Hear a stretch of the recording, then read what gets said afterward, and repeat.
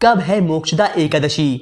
इस बार एकादशी व्रत की तिथि 2 दिन पड़ रही है, इसलिए भक्तों के मन में यह असमंजस की स्थिति पैदा हो रही है कि हमें किस तिथि पर व्रत रहना चाहिए और किस तिथि को नहीं। आइए जानते हैं विस्तार से कि आपको किस दिन व्रत रहना है।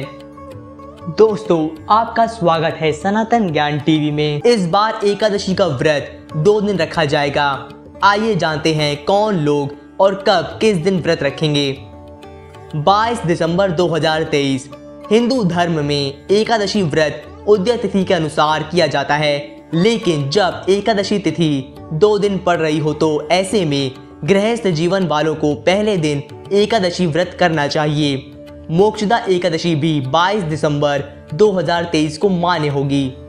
23 दिसंबर 2023 इस दिन वैष्णव संप्रदाय के लोग मोक्षदा एकादशी का व्रत करेंगे। दूजी एकादशी यानी वैष्णव एकादशी के दिन सन्यासियों संतों को एकादशी का व्रत करना चाहिए। आइए जानते हैं पारण का समय और मुहूर्त क्या होने वाला है। 22 दिसंबर 2023 को मोक्षदा एकादशी का व्रत करने वाले लोग 23 दिसंबर 2023 को दोपहर 1:22 से दोपहर 3:25 के बीच व्रत पारण कर लें।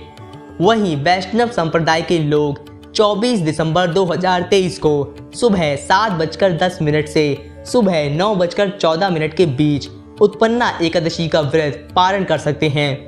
दोस्तों, अगर वीडियो में दी गई जानकारी पसंद आ रही हो तो इसे लाइक अवश्य करिए और चैनल को भी सब्सक्राइब कर लीजिए। अब हम मोक्षदा एकादशी की व्रत कथा के बारे में जानेंगे। मोक्षदा एकादशी व्रत कथा। गोकुल नाम के नगर में वैखानस नामक राजा राज करता था। उसके राज्य में चारों वेदों के ज्ञाता ब्राह्मण रहते थे।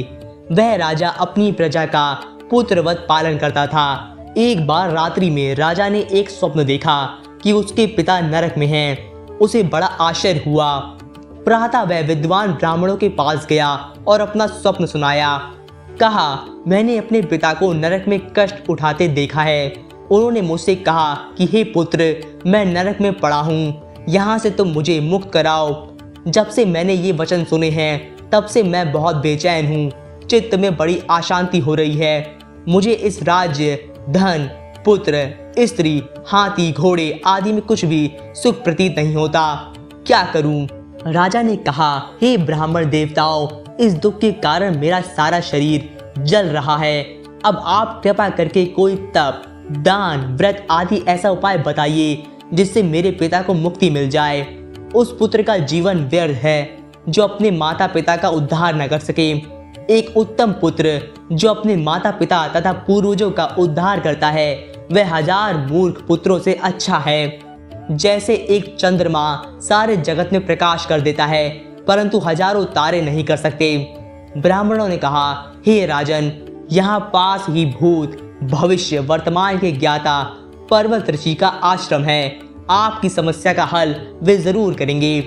ऐसा सुनकर राजा मुनि के आश्रम पर गया। उस आश्रम में अनेक शांतचित्त योगी और मुनि तपस्या कर रहे थे। उसी जगह पर्वत मुनि बैठे थे। राजा ने मुनि को साष्टांग दंडवत किया। मुनि ने राजा से सांगोपांग कुशल पूछी।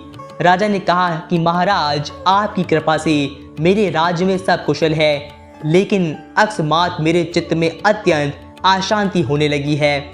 ऐसा सुनकर पर्वत मुनि ने आंखें बंद की और भूत विचारने लगे।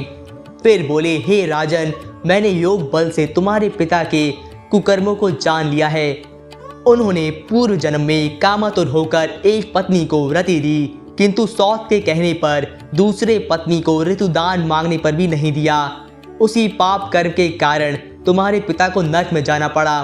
तब राजा ने कहा, इसका कोई उपाय बताइए।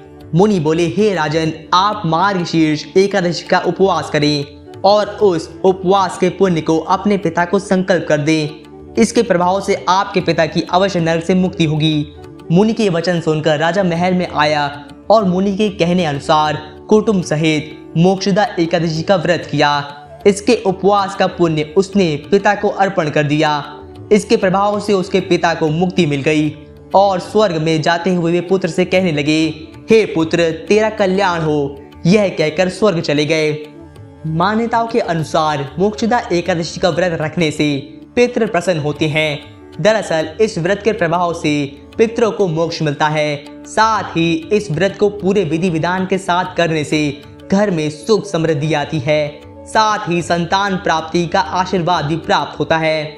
मोक्षदा एकादशी का व्रत रखने से व्यक्ति के जीवन में खुशियां आती हैं। आप भी मोक्षदा एकादशी का व्रत करिए और नारायण की कृपा पाइए।